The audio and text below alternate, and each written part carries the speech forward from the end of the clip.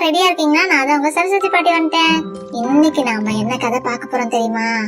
ஒரு ராஜா கதை. ஒரு பெரிய நாட்டை ஆண்டுட்டு இருந்த ஒரு ராஜாவுடைய கதை தான்.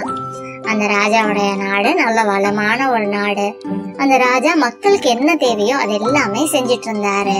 அப்போ ஒரு நாள் அவரு வேட்டையாடுறதுக்காக காட்டு பகுதிக்கு போனாரு. காட்டு பகுதியில போய் வேட்டையாடி அங்கேயே கொஞ்ச நேரம் செலவு பண்ணிட்டு அதுக்கப்புறமா பொறுமையா அவரு வந்தாரு. அவரு ஊருக்கு திரும்பி வந்ததுக்கு அப்புறமா என்ன ஆச்சு, அவரோட காலெல்லாம் ரணமா ஆயிடுச்சு. கால்லாம் கொப்பளம் வந்துடுச்சு.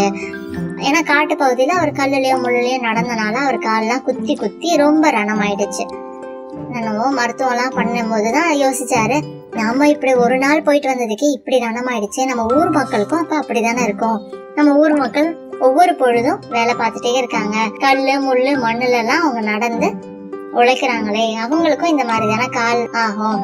அதனால நம்ம என்ன பண்ணலாம் அப்படின்னு என்ன சொன்னாரு, என்னோட நாட்டுல இருக்கிற எல்லா இடத்தையும் வைக்கோல் போட்டு மூடிடுங்க. அப்போ வைக்கோல் போட்டு மூடினா மெத்து மெத்துன்னு நடக்கிறதுக்கு ரொம்ப இனியா இருக்கும். கால்லாம் புண்ணாகாது, கல்லு முள்ளெல்லாம் குத்தாது அப்படின்னு சொன்னாரு.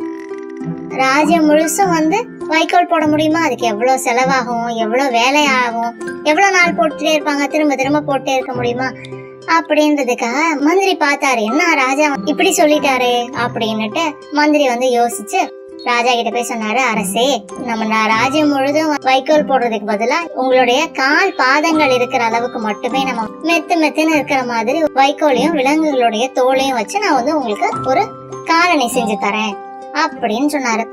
அத நீங்க கால்ல கட்டிட்டு நடங்க, உங்களுக்கு எந்த பாதிப்பும் வராது அப்படின்னு சொன்னாரு.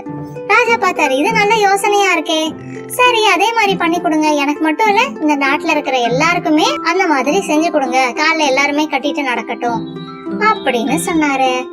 அப்பையில இருந்துதான் நமக்கு கால்ல காலணின்னு சொல்லக்கூடிய அந்த ஷூ, செருப்பு இதெல்லாமே வந்தது. இந்த கதை உங்களுக்கு எல்லாம் பிடிச்சிருந்ததா? இந்த கதையில இருந்து நாம என்ன தெரிஞ்சுக்கிறோம் தெரியுமா? நமக்கு ஒரு பிரச்சனை அப்படின்னா நம்ம உலகத்தை மாத்த நினைக்க கூடாது. உலகத்தை நம்ம மாத்த முடியாது. நமக்கு ஒரு பிரச்சனையா அந்த பிரச்சனைக்கான தீர்வா நம்மளதான் நம்ம மாத்திக்கணும் அப்படிங்கறத நம்ம தெரிஞ்சுக்கலாம். இந்த கதை உங்களுக்கு எல்லாம் பிடிச்சிருந்ததா? பிடிச்சிருந்ததுன்னா லைக் பண்ணுங்க. நம்ம சேனலுக்கு இன்னும் சப்ஸ்கிரைப் பண்ணா சப்ஸ்கிரைப் பண்ணிக்கோங்க. உங்க நண்பர்களோட இந்த கதையை பகிர்ந்துக்கோங்க. சீக்கிரமா போய் தூங்குங்க. சரி, டாடா, நான் போயிட்டு வரேன். நாளைக்கு வேற ஒரு கதையோட நம்ம பார்க்கலாம்.